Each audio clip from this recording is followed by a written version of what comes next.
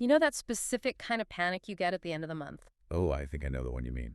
You check your banking app, and I mean, there's money there. You see the salary credit from the first, maybe a little bonus.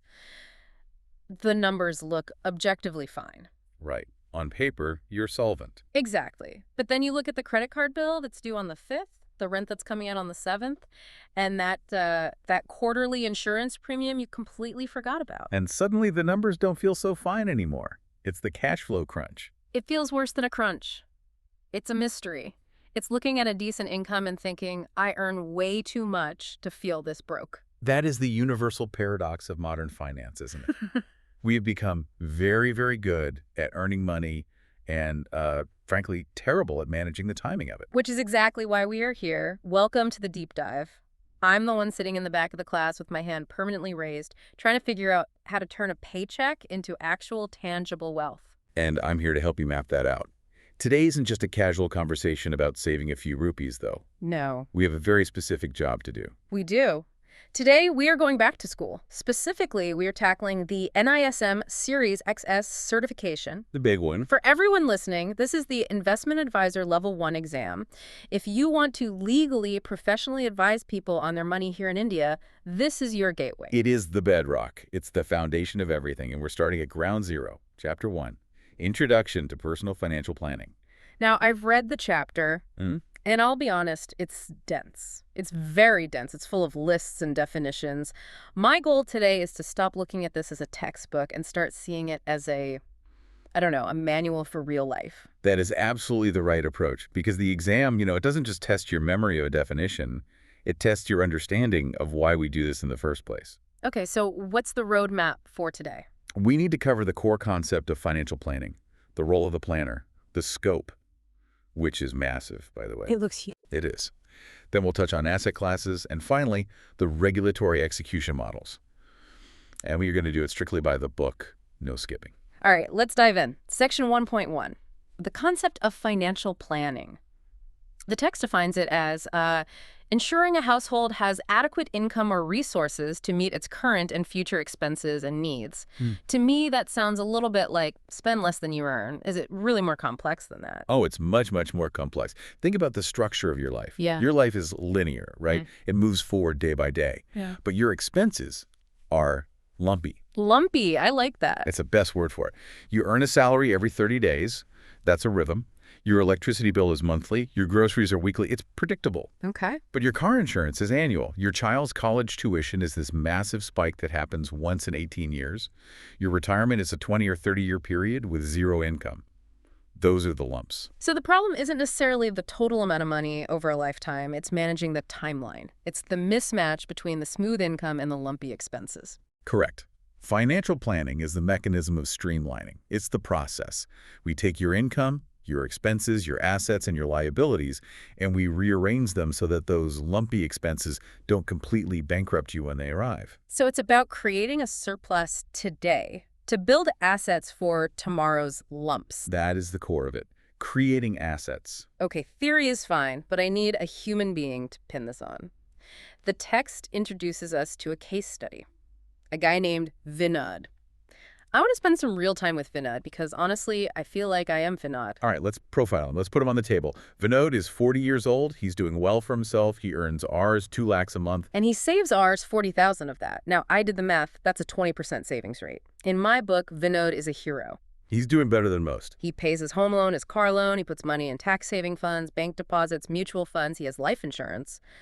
Honestly, if you walked into my office and I was an advisor, I'd probably say, good job, man. Go home. And that right there would be malpractice. Ouch. Why? What is he doing wrong? Because Vinod has activity, but he doesn't have a plan. And there is a massive fundamental difference between those two things. Activity feels good. You're buying things, signing forms, you feel productive. You're doing stuff. You're doing stuff. But planning asks the uncomfortable questions. The text actually lists 11 specific assessment points for Vinod. They're lettered A through K. I want to run Vinod's case through a few of these, and you tell me if you still think he's a hero. All right, let's do it. A financial stress test for Vinod, item A. Item A, the emergency fund. Okay. Vinod saves $40,000 a month. Great. But where is it? Is it in a tax saver fund with a 3-year lock-in?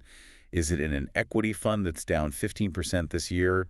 If he gets laid off tomorrow, can he pay his EMI next week? I see. So just having savings on a spreadsheet doesn't mean having liquidity in the bank. If he has to sell a mutual fund at a loss because he needs cash now. Then he's failed item A miserably. Okay. Ouch. What's item B?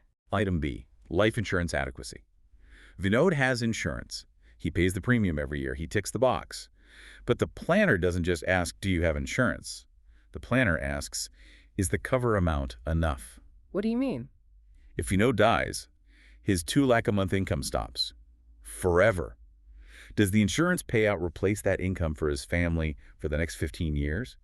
Or does it just pay off the car loan and leave them with nothing to live on? That is a terrifying distinction. Having insurance versus being adequately insured. It's the difference between a false sense of security and a real safety net. All right, I'm starting to see the cracks in Vinod's situation. Let's jump ahead a bit. What's item E? Item E, corpus sizing. This is where most people, and I mean almost everyone, fails. Vinod knows he wants to pay for his daughter's wedding and his own retirement. Vague goals. He probably just thinks, I'll need a lot of money for that. A lot is not a number. It's a feeling. And you cannot plan with a feeling. A planner calculates it. Vinod, considering 6% average inflation over the next 20 years, you don't need a lot for retirement. You need exactly ours, 3.4 crores by the year 2040. Whoa, that's a very specific and very scary number. It is, but now it's real.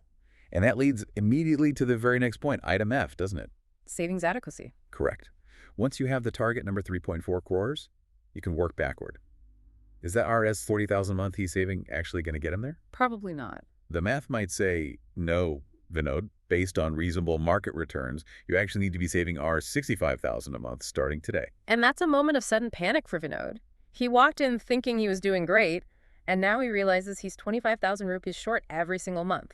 That's the immense value of the plan. It moves him from a comfortable but false sense of security to a challenging but realistic roadmap. It might force him to look at item G, expense adjustment. Maybe he needs to sell the expensive car and buy a cheaper one to free up that EMI cash flow. Maybe he needs to cut back on vacations for a few years. Tough choices. I get it now. So before the plan, Vinod is just a guy with a bunch of disconnected financial products. He's got a fund here, a deposit there. After the plan, those products become tools, and they're all working together for specific jobs. Precisely. And this brings us perfectly to the core issue in Section 1.2, the need for financial planning. Why couldn't a smart guy like Vinod figure this out on a Saturday afternoon with a spreadsheet? Well, my first thought is that the market is just so noisy. I open any investment app, and I'm just screamed at by banners for crypto, for gold, INMAF DY50, small cap, mid cap. It's completely overwhelming. The text calls this the marketplace gap. We have an explosion of incredibly complex financial products. A client, even a smart one like Vinod, cannot easily translate a simple human need like, I want to save for retirement, into, therefore, I should buy this specific hybrid debt fund with this expense ratio. So the planner is the translator between the human goal and the market product. The planner is more than a translator. They are a filter, a guide, a coach. The text lists 8 distinct roles here, and I want to highlight a couple that usually trip people up on the exam. Let's look at item D. Item D is goal-setting expertise. Yes, and you might ask. I was just about to. Why is that an expertise? Everyone has goals. I want to buy a beach house. That's a goal. That's a wish. It's a dream. A goal requires parameterization. A planner has the expertise to help you distinguish between needs, like your retirement or your child's education, and wants, like the beach house. And then forces you to prioritize them. It helps you prioritize. If your income can't support both, the planner is the bad guy who has to say, the beach house has to wait because being able to eat at age 70 is a bit more important. That sounds like a very tough conversation to have. It's one of the most important ones. But now look at item G. This one is a major exam flag. Technical asset allocation. Yeah, I underline this. It sounds like pure jargon. Aligning risk and return features of assets to financial goals. Can you translate that for me? It means using math and data, not your gut feeling or what your uncle told you at a wedding. Okay. It means looking at decades of historical data to say, if you want a 12% return to beat inflation for your long-term goals, you statistically must have at least 60% of your money in equities. And of that 60%, maybe 40% should be in large caps for stability and 20% in mid caps for growth. It's not a guess. It's a technical alignment of the client's risk profile with the known behavior of different asset classes. So it takes the emotion out of it. It's designed to take the emotion out of it. Okay, that makes sense. But here's the part that always confuses me. How is all of this different from just walking into my bank? My relationship manager offers me advice all the time, usually about some new insurance scheme they're selling that month. That is the critical distinction, and it's covered in Section 1.2.2. Financial planning versus what the text calls typical financial advisory or execution services. Your relationship manager is usually doing advisory. And advisory is, by its nature, piecemeal. It's fragmented. You walk in and say, I have some extra cash this month. They say, great, here's a product for that cash. They aren't looking at your whole life. They are looking at that specific transaction. So they don't necessarily care that I still have a high-interest car loan I should be paying off first. They just want me to buy the mutual fund they're promoting. Exactly. Planning is holistic. A financial planner would look at your whole situation and might say, don't invest this money at all. Use every last rupee to pay off your 14% credit card debt first. It's the best guaranteed return you'll ever get. A product seller will almost never tell you to do that. Why would they? They make zero commission on you paying off your own debt. That is a huge conflict of interest, isn't it? It is the central conflict of interest in the entire industry. And we'll get to how SEBI, the regulator, tries to handle that in a bit. But first, we need to map out the full scope of financial planning in Section 1.3. This is the biggest section of the chapter, and it's where the real work happens. Right. It breaks down all the actual stuff a planner looks at. It starts with personal financial analysis, which loops right back to goal setting. We talked about SMART goals before. I remember this from, every corporate training session ever. Specific, measurable, achievable, relevant, and time-bound. It's a cliche, yeah. It's a cliche because it works. If a goal isn't SMART, you can't build a mathematical plan for it. I want to be rich is not a goal. I want to have a corpus that generates an income of 50 lakh rupees a year in today's money by the time I am 60. That's a goal. But the text adds an interesting layer here that I liked. It's called staggering goals. I'm glad you picked up on that. It's an incredibly practical concept. It acknowledges the reality that you can't have everything at once. It felt realistic. Let's go back to Vinod. Let's say he wants to buy a bigger house, which needs a 20 lakh down payment. And at the same time, his daughter is going to college, which needs 10 lakhs in fees. Both are due in 2 years. He simply doesn't have 30 lakhs. So the plan fails. He has to give up on one of his dreams. No, the plan adjusts. You stagger the goals. You sit down and say, okay, the education is non-negotiable. That is a need and happens in 2 years. The house purchase, which is an aspiration, gets pushed back to 5 years from now.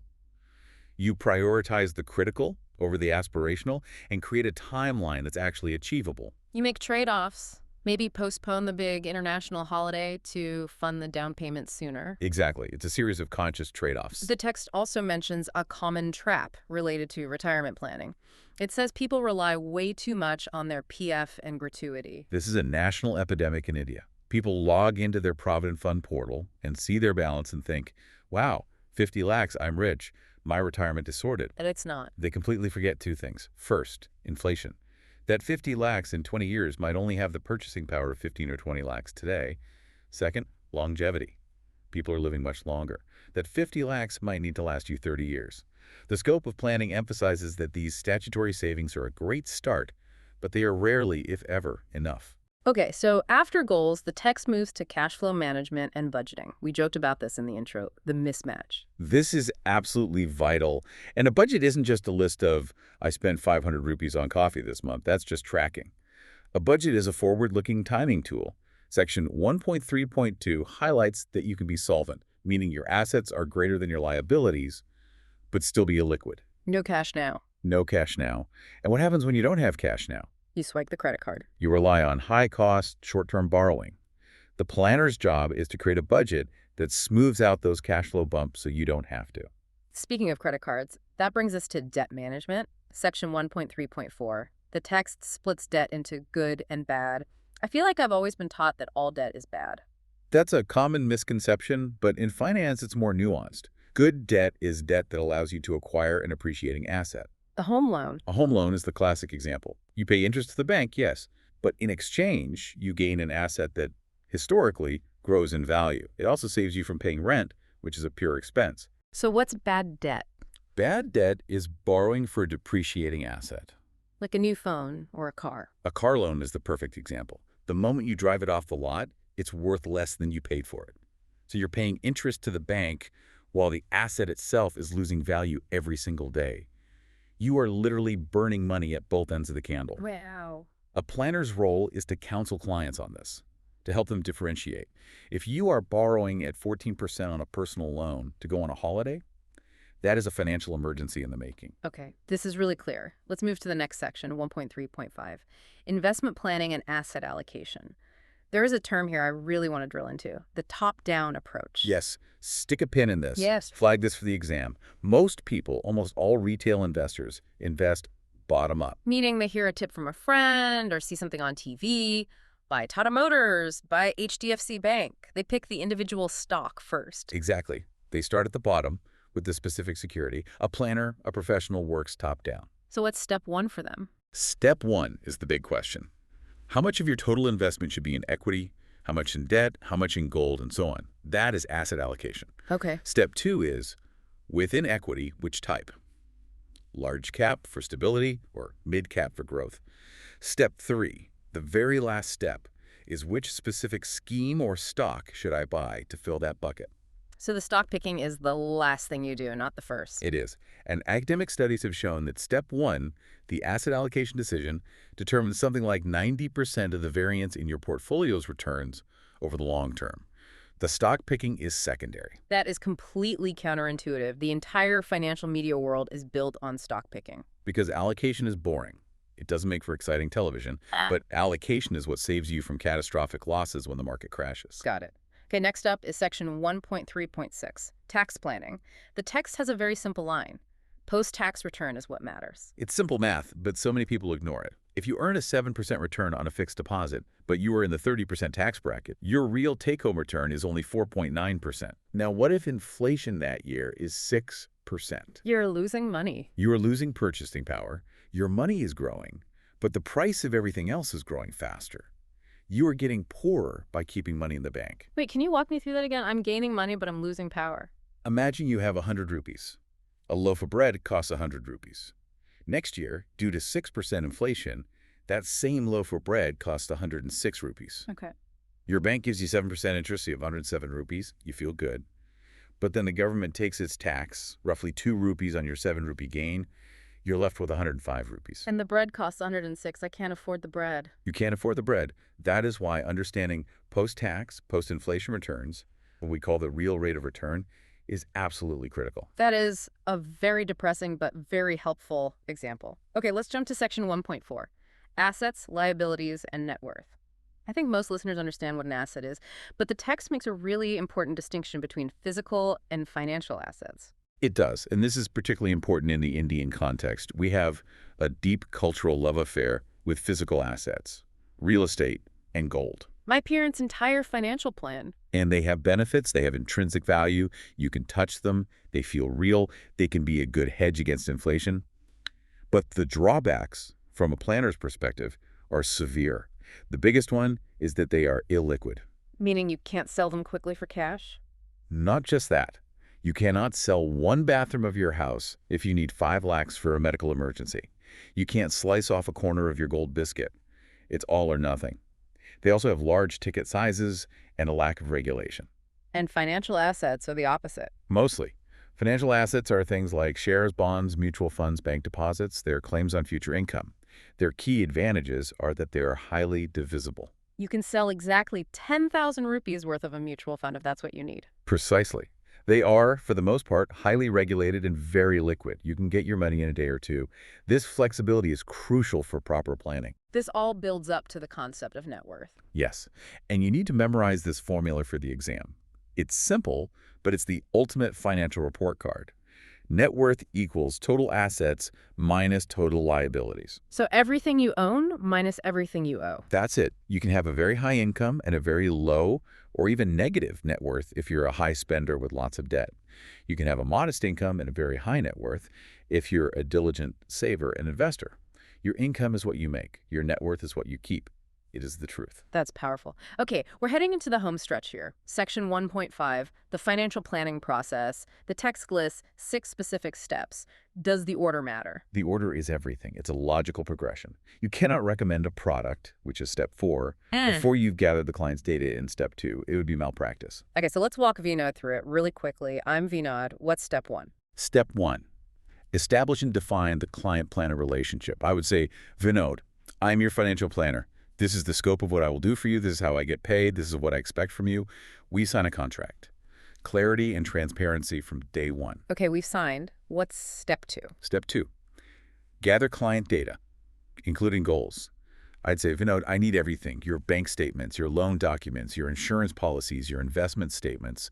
And then we need to talk. What keeps you up at night? What are your dreams for your family? Data and goals. Got it. Step 3. Step 3, analyze and evaluate your financial status.